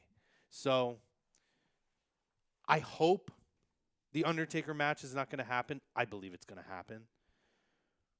The only way I can come out feeling a little less bitter about it, he has to have another match with somebody now, somebody current, that he could have a phenomenal match on the way out the door. Because let's be real, Undertaker's matches have not been, barn burners really since. We don't know what the Brock match would have been at WrestleMania 30 because he got hurt so early in the match. It would have to be CM Punk. And he's never been the same. Punk? It's the CM Punk match at WrestleMania 29. Jeez. So we're talking, this is 5 years now past the mark that we can have a really top-notch, notable match. That arguably stole the show at that WrestleMania. Yeah. I'll tell you this though, not to you say what you were gonna say, Matty, because mine goes to Shawn Michaels. That does bring another element into it, too, where you're thinking of not that he can't, because obviously if anyone can do it, it could be him, but that pretty much what we have to say then is okay, so Shawn's got to carry the match. And that, not to say he can't, but it's been 10 years. 9 years. It's 9 years removed almost at this point. That's a lot to ask. That is a lot to ask, but that's the situation we're looking This at. isn't 2002 when he took those years off. He was still a much younger guy. Yes. When it comes down to, It's going to be weird seeing him without the long hair, too, by the way. yes. Oh, yeah, yeah. When it comes down to another superstar Shawn could face, I promise you, you said you're going to go a different way with it. I'm going to go away with it that I don't think – you might actually be shocked in the way I'm going to go with it. So in that, I actually want you two to go first because I'm going so out of bounds with this. Oh, so you're picking Tito. Oh, God. Not that crazy. We already had that at WrestleMania 8. Worst WrestleMania ever, Maddie. No. It is not the worst. Work with me because of the Tito. That's why I said it. Work with me. That's true. I was going to say, okay. but that has been called one of the worst ever. What It will was say bad. about that stands the test of time because the commentary alone between it was the last WrestleMania for Monsoon and Heenan together. Oh yeah. Good Lord, the commentary alone in that it steals the show. It's one of the best WrestleManias commentary-wise ever. God, you talk about just a great precursor to JR and King. Monsoon, Heenan. Amazing. Loved it. So Maddie, All right. who's your guy? If Sean's One guy. Christ. Sean gives One. one guy, one current roster an opportunity to have that moment in the ring with Shawn Michaels, who I imagine won't be at peak Shawn Michaels, but I think he'll still be at a pretty decent level. That's a shame because totally eliminates the one of the two that came to mind. It's probably the same one I have, Maddie. But since that guy's out of the picture, I am going. It is. I'll ask who that is after the Yeah, fact if it's not the one you No, have in it mind. probably won't be. But Seth Rollins. Okay. I think they would have a phenomenal match. Obviously, Rollins, he can do the crazy spot where, like, he can come off the top rope and take a super kick dead to the face like Shelton Benjamin did on that Raw episode. Like, he could easily do that spot. Probably might oversell it, but still. I think it'd be great because you could see Rollins do a lot of crazy stuff. If Shawn wants to, he can do crazy stuff if he's ready to go if they've had enough matches for him to be like, okay, I'm feeling it. I can do it. I'll do a moonsault, or something like that. I think it'd be fun. It'd be really crazy because it's like one of the best technical wrestlers now who really, not to say that he is him, but he's kind of like the modern-day Brett, where he can have a phenomenal match with pretty much anybody. I know you don't like Brett, but he was a good wrestler in the where he Of was all the pops that take a bump, it couldn't be the Bret Hart pop sitting there. Yeah. But he was a good worker. He could work a match. He could work it with anybody. We know this. Listen, Bret was a phenomenal wrestler. Yes. He's just the most overrated main event superstar of all time. But- and I will forever say that. But to be fair, Rollins works a lot like he can work with anybody in that aspect. Sure. So in a way, it would blend well with Shawn because Shawn is the showstopper. He's the show stealer, and that would be a huge driving force. It would kind of be like a match like that. One's the technical savvy, the other guy's the shower. I think that would be a phenomenal match. Predicament. Okay? So I'll cheat. I'll give you 2 because one of them's not. Okay. And Oh, come on. I eliminated mine. Well, If no, well, this he is my doesn't point. say that, if he doesn't Okay. say it, then you'll Okay. bring yours back. Yes. We'll have you say Okay. yours. So the guy, I won't even go too deep into this one because it's a name we've all talked about. Okay, he's on the roster.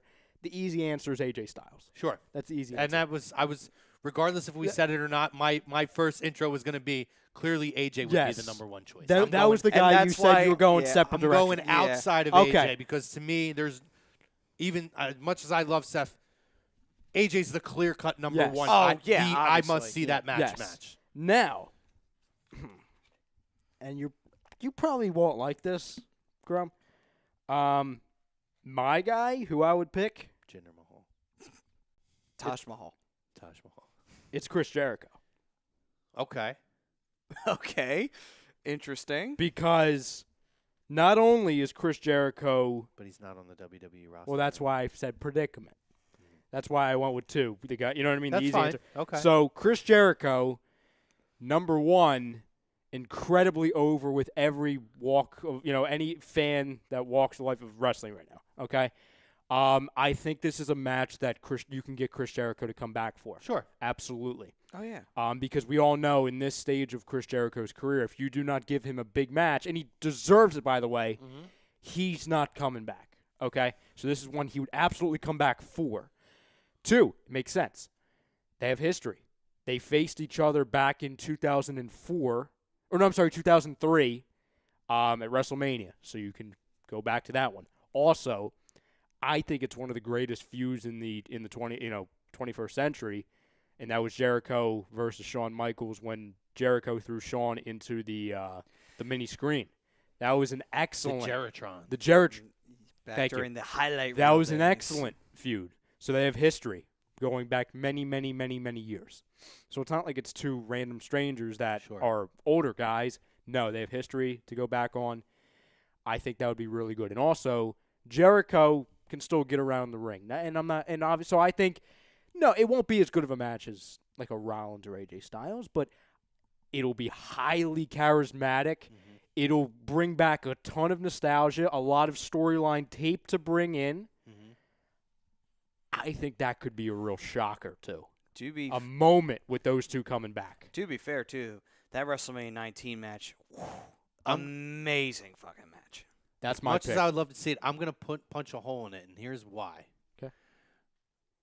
Similar to The Undertaker, their WrestleMania 19 match and that feud, which I think might have been voted the feud of the year that year, I think it was, actually. is the lasting memory of those 2 greats together. I don't want to see either man, to me, tarnish that at this point. If I'm going to have Shawn Michaels go in there with somebody, and I mean, if they had that, I'd be like, cool, I'd still want to say it. But I would look at it and say there's a missed opportunity to give somebody else a shot at that. To me, there's other guys that are younger. I feel like Jericho would almost be in the same situation as Michaels, where if Jericho comes back, I want to see him work with a younger talent. Absolutely. Like he did with a Kevin Owens and some of the AJ. other guys, and AJ, Yeah. and create a new memory. I'm only going to punch a hole in it because I've seen it be as good as you'll ever see That makes sense. I don't need to see it again. Okay. That's makes the sense. only reason. But Jericho is on fire right now. There would be a lot of talk if you did have that feud. Sure. And also, there's been a lot of talk of what does WWE have to do to get him back. And I think there's a short list. Yeah. And I think if Michaels is on the table, Yeah. I think this is a cheat code to get him back. So who's number 2 then? You said you had 2. Well, AJ. Oh, that was your yeah, 2. AJ Okay. was the safe, the kind of Yeah. in the bubble of WWE, and then Jericho. So who was your other one? This one was actually a bit of a left field one. Ziggler. Okay. And the reason why is because he's kind of played up and touted a lot like Shawn Michaels, where he's the show off. He's the guy who comes out every night and he puts on a really good performance and he tries to steal the show just like Shawn used to. Gimmick infringement. I think they would have a really cool match too. I don't know if it would be, not to be unfair to Ziggler, I don't think it'd be as high profile as him and Rollins would be, but it still would be a good match. You'll be surprised Can I guess? that I think that Ziggler would. It's not who I would pick. He crossed my mind, but I think that would be a spectacular match. Absolutely. And if there is an, I am not a Ziggler guy. Not because I don't think he's super talented. I just think he's too over the top, and I just don't see him as a main event guy. I just think there's too many other people, and I don't, a lot of it's not his fault. A lot has been, like I use that term, spinning the wheels. Creative has spun the wheels on him so many times. But playing up how the similarities, the younger version, it's the young lion versus the king of the tribe, so to speak, and having that one-time battle, I think that it would be like watching the best match I feel like you could ever see is to see Shawn Michaels wrestle Shawn Michaels. That's about as close as I think that you would get. Pretty much, because originally it was Jericho versus Michaels. Yeah. But Jericho was a little bit different from that style. Now, for your guess, or I'm sorry, for your pick, your selection, you said you're going out kind of outside a little bit. Well, not super outside. Well, okay. But I was going to go outside of the one would be Miz. Because Okay. I think that Not bad. I think that the promos that could be done in that feud, and I think Miz has gotten so good in the ring, so much more than he was before. I felt like he had times of sloppiness, but over his last 2 years, he's been on fire, clicking on all cylinders. Miz is as hot now as he will ever be, and a win over Shawn Michaels in a send-off match or whatever it is, that could be the thing that, to me, that really catapults him to that last level. You know what I mean? And that's a feather in his cap where he's defeated, John Cena at WrestleMania. He's defeated, Mr. WrestleMania. And he's defeated the Yes Man. He's got all of these guys now that he can tout in, that he's defeated all these guys, Randy Orton and everybody down the list. Anyone who's ever been anyone, aside from The Rock. He hasn't faced The Rock. Well, the thing about that is, too, is like... And other than a tag team match with Awesome Truth. But think about it this way. How did Triple H get over when he first started coming up through the ranks? Mm-hmm. Then he started gloating about, like, I've beaten everybody. I've beaten Taker. I've beaten The Rock. I've beaten Austin. I have beaten every single one of them. There's not one person I haven't beaten. Oh, yeah, for sure. I know who your second I have man is. one, and I don't think you're going to know who it is. Why, there's two. Can I give you two guesses? Sure. Roman. No. Okay, good. Dean Ambrose? No, he would never put Dean. He would never book a Dean Ambrose match. You'll never get it. But go ahead, what's your second guess? I'll never get it. Is he on roster? You'll find out. All right, so he's Adam Cole. Baby. No, but that's a good guess. He would be very good. Tommaso Ciampa. Ciampa. Oh, Wow, that's a God. good one. I'm talking, this is a way that you could debut Ciampa on the main roster. Oh, my God. You could have it. Shawn defeats The Undertaker, gets his revenge. Shawn comes out. He cuts his great promo, and out of nowhere, Ciampa attacks him from the crowd. Boom.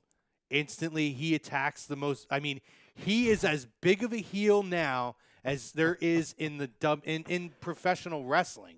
He is such a red hot heel right now. You want to get instant throw the gas on the fire and bring this guy up in a big way. Have him shit all over the Shawn Michaels return. I'm picturing it. And I'm get picturing the, it. and get I mean the promos would be great, and then boom, have him get the win. Have him get the win over Shawn, and that is that done. I can just picture it. It could be right after the Undertaker match. He's in there, he's thanking the Undertaker, it's ending Raw, and just the randomness of Ciampa just showing up. It's like it's shocking, and it's just kind of like, wait, that makes no sense, but it makes a ton of sense. Makes every bit of sense. Because it's Ciampa. Mm-hmm. The single most hated guy on the roster, even more hated than Roman Reigns. You did it to me, Chrome. Now if they don't do that, I'm going to be very upset. No, like that's what you've done to me. Well, the problem is that makes so much sense that you know That's for why I'm a upset. fact That's why I'm it's upset. never going to happen. But I mean, That's so good. You talk about you want to really surprise people in a world now that there is little to no surprises in professional wrestling. You bring in Tommaso Ciampa to absolutely destroy Shawn Michaels to close out Raw. That would be as shocking, even though the payoff wasn't good, as when the Nexus first debuted. Yes, that's what I thought of. And yes. the way that you've seen his beatdowns on Gargano to close out TakeOver and close out NXT, dude, on the main roster to do it to Shawn Michaels, I mean, you talk about a level of heat that you have never heard before. He would absolutely get that. And the best part of it is... And I want him to do it still as NXT champion, too. Oh, that would be even crazier. Like when KO came up and he still had the title, I want him to do it as champion, too. It would be kind of cool because it'd be neat because it's not out of the realm of possibility because Shawn would probably be completely down to put a guy like him who is so red hot right now. He would probably have no problem being in a storyline with him. And you could do it. You could do it after Survivor Series and then have Ciampa continue to be on NXT and talk about what he did to Shawn Michaels and have him carry it. Shawn Michaels is now out of commission until Rumble if you want to do it that quick, or you could really play it up and do it for WrestleMania. Mm-hmm. You could have Michaels cost Ciampa the title at NXT, take over for the Rumble, which then completes his transition to the main roster, and that starts to build the feud to WrestleMania. Yeah, I agree with that. Now, speaking of Rumble. Yes. One thing I did want, so just real quick, Rosca says he doesn't think the Taker and HBK is going to happen, and he says, my goodness, I don't want to see on HBK and Taker. He wants to see HBK and Reigns or HBK and Seth Rollins. I would like to see Seth if that's the case. Yeah. I'm pulling for Ciampa, by the way. Yeah, me too. That would be the greatest thing ever. Rumble, yes. Shall we transition into Rumble? So, Maddie, remember when Chrome and I talked about how we think there's two plans with a certain Roman Reigns, and one of them, the backup plan is the Shield triple threat? Well, I didn't think there was another Roman in WWE, but okay, go ahead. You know what I'm saying. Okay. Option A. Chrome, you want to go first, or I think we have the same guy. We definitely have the same guy. It's Dwayne. The Rock. Johnson. Dwayne The Rock Johnson. Rumor is, heavy rumors, like on national media, he's not websites, happy. He's not happy. Is that I would love this, by the way. If they do it right. If they do it, and I think they could. You have that. So they apparently, and I don't know if this is like going to piss anybody off like a spoiler, but it's not. Spoiler alert, possible. There you go. I mean, now you're happy. If I tell you now, you'll screen. probably forget about it anyway. Is that they want to bring him back. So there's been rumors he actually wants to take a break from Hollywood. Yeah. A short break, but a little bit of a break. Yeah. So there's rumors that they would like to bring him back, have him defeat Roman, and then for the title, and then Roman. So there's going to be another Saudi Arabia show next year.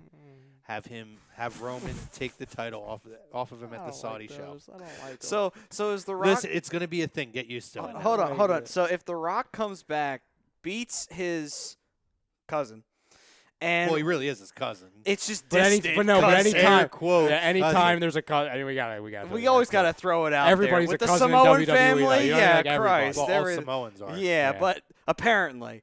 But The Rock does that.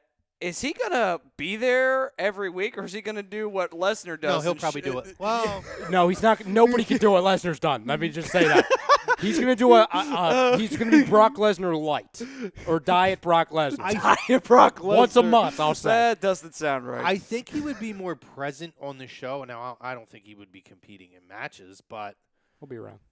could be something like a Ronda Rousey every other week. If he takes a true break from Hollywood, I could see him twice a week or twice a month showing up, or maybe sending in clips like he did with the Cena thing, where he showed up once or twice a month, send in clips or promos that they could run during that, or they could film something offset or out of the arena to run on the show that week.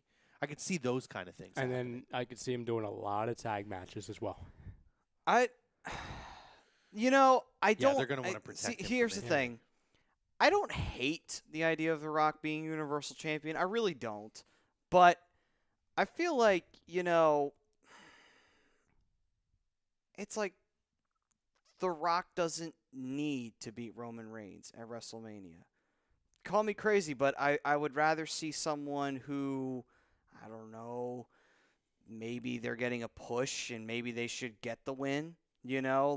That's how I look at it, set up the future, don't focus on the past, and that's not to say The Rock can't get a win on Roman and it wouldn't do great business. It would. But I don't know. Maybe that's the promoter in me saying, listen, The Rock, we could put him in a match, but it's not going to be for the title. It's going to be a big marquee match that's something else. I don't know. That's the way I look at it, just because I want to see more people getting pushed properly, right? But to me, if The Rock's coming back, he's going against the top dogs of the company. He came back when Cena was still at the top of the company. You're going to bring him back for the marquee match against Eric Rowan after that. That was a joke, by the way. Yeah, I figured that.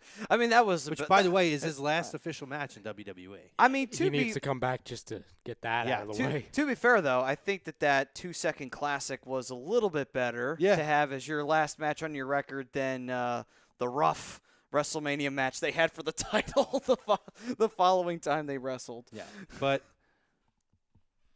I like the idea. It brings him back. It's something meaningful. I feel like the creativity, he's going to want to do everything he can to make Roman come out, whether it's heel or face, to make him come out looking as good as he possibly can. And I think that there's a huge drawing power to that. You have the biggest star in the world against your biggest star in the company. And, I mean, Rock was pretty big when he faced Cena. He is literally the highest paid man in Hollywood at this point. You get him to come in at your 35 to face your big dog, because Roman is going to main event WrestleManias. I think they're definitely going for that main event streak. And you only bring Rock in to main event WrestleMania. That's it. There's a lot of potential there for it. There's backstory that they could do with it. I like it. I would love to say it. I haven't said this in about a month. What if? What if? I love the what if.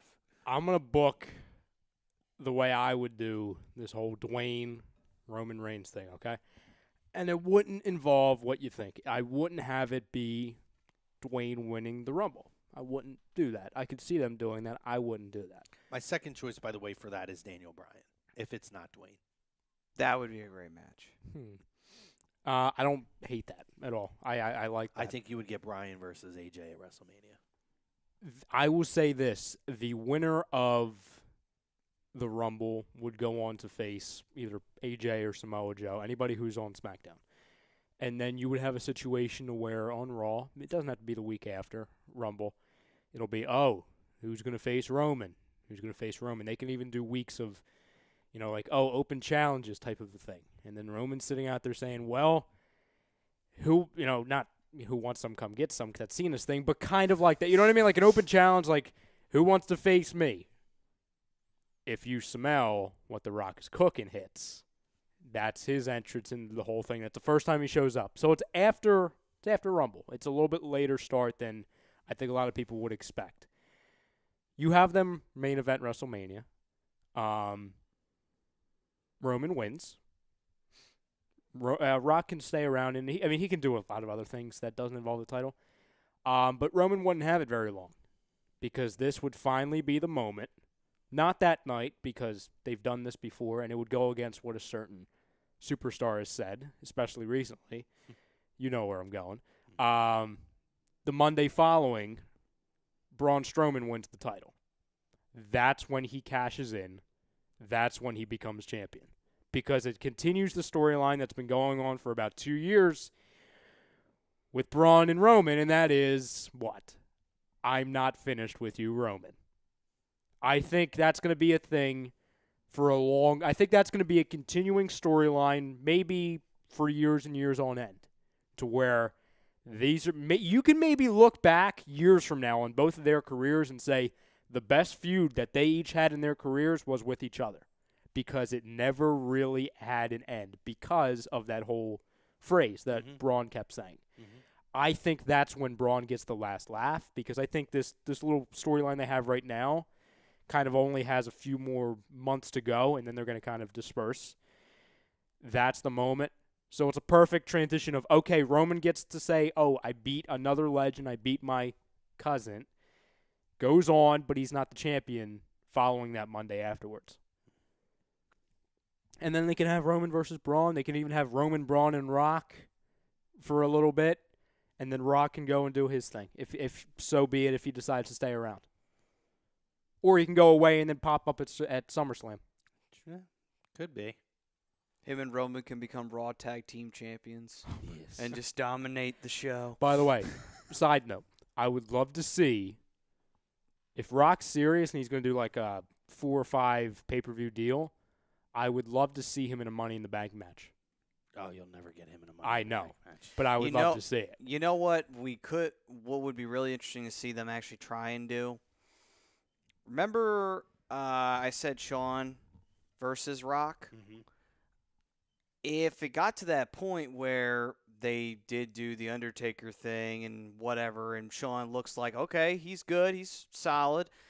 If they don't have someone on the current roster that they want him to face, you could have The Rock versus Shawn because theoretically they never faced each other. And it's a fantasy match that people had wanted to see for a very long time because you're talking about one of the biggest showmen versus another big showman and two of the biggest stars of their era. Shawn, his era, Rock, his era, clashing. I'll just tell you this, Matty. I think there's 2 roads they can go with this. That involves Shield and Rock and their quote-unquote paths to their roads to WrestleMania. Okay. I think Roman can either do, like I said, he can either go against Rock or he's going against the 2 other members of the Shield. That's on the table. So let's just say Roman ends up going against the 2 members of the Shield instead of Rock. They find a different thing with Rock. I think the only other match Rock not would do, but they would have him do is Rock versus Brock. 2? 2. Well, first time at Mania, but 2, period. You know what I mean? I think that's the only 2 options for Roman. I think that's the only 2 options for Rock currently. Because they would create buzz that Dwayne "The Rock" Johnson's coming back to face UFC star and WWE star. You know what I mean? Like Shawn versus Rock would be huge, but I feel like if they had Shawn come back and do these things, they would have somebody else for him. Yeah. Well, here's the thing. Would Brock be willing to say they want Rock to go over? Would he be willing to do the job? He doesn't have the title, so it's not as important. I'm throwing it out there because Brock has been known to be this way. But listen, he took the pin, for Triple H. He did. I can't say he didn't do that. So, all right, that's my only point. All right. Just a little quick mention before we do our this day in wrestling history. Kofi Kingston officially became the longest single reigning tag team champion, or overall combined days as a tag team champion in the history of the company. Wow. So my question that I wanted to pose, and we could just very simply answer it. He sent out a tweet, a tweet was sent out saying, thank you, whatever. and he tagged all his tag partners who he won tag titles with. Evan Bourne, R-Truth, CM Punk, who actually acknowledged it, sent a gift back with a heart and a kissy emoji. Holy shit. And obviously the New Day. So, one-word answer. Is Kofi Kingston a clear-cut Hall of Famer? Absolutely. I would say absolutely as well. Is that a yes? Yeah. It's not even a one word. It's a head nod. Yeah. I thought that went without saying. So we'll wrap up with this day in wrestling history. Congratulations to Kofi, by the way. I love Kofi. He's a good dude. 53 years ago, Bruno Sammartino's WWF Championship belt was stolen in New York City out of his car while eating at a restaurant. Oh, that's a So famous it's story. a very famous story. There was speculation that the title was found in Avon, New York in an attic in 2012, which turned out to be false, and that title has never been found. So that is one. 25 years ago, Shawn Michaels was stripped of the WWF Intercontinental Championship. That's when he had the falling out with management. What did that turn into? The ladder match with Razor Ramon at WrestleMania 10. That was the two belts when he came back. Didn't the same thing? One or two more. Yeah, well, go ahead. Didn't the same thing happen to Harley Race where his NWA title got stolen? Yes. Okay. Real interesting theme there. 20 years ago, in your house, we spoke about Breakdown, was when The Undertaker and Kane defeated Steve Austin for the WWF title. The stipulation was they were not allowed to pin each other. That was Judgment Day. Psychosis, 19 years ago, unmasked after losing to Billy Kidman on Raw. I'm sorry, Nitro. 13 years ago, Bob Orton wrestled his first match in 18 years, losing to The Undertaker. And finally, 6 years ago today, Samoa Joe defeats Mr. Anderson on TNA Impact for the TNA television title, which was vacated because the current champion, Devon Dudley, was leaving the company. Ah, yes, the belt that had 50 names. Yes. Great talk tonight, guys. Great talk, fam. Appreciate you if you join us on YouTube, Facebook, Periscope, Instagram. Ryan Brodo, great job today on the ones and twos. Thank you, sir. Again, congratulations to Kofi. Ginger Gang. Maddie, great show tonight. Give us a read. All right. Lazy Booking was brought to you by Gibson Mayer LLC, your certified public accountants located at 301 Oxford Valley Road in Yardley, PA. You give them a call 215-369-3300. Tax season will be back before you know it, so be ready, be prepared, and call Gibson Mayer. There it is. Guys, Hockey Happy Hour coming at you at the top of the hour. Make sure you stick here. Maddie will be here. You got both Clinky and Daly tonight. Yes, I do. They're talking hockey, guys. They're talking gritty. Yeah. Thanks for joining us. We'll talk to you next week.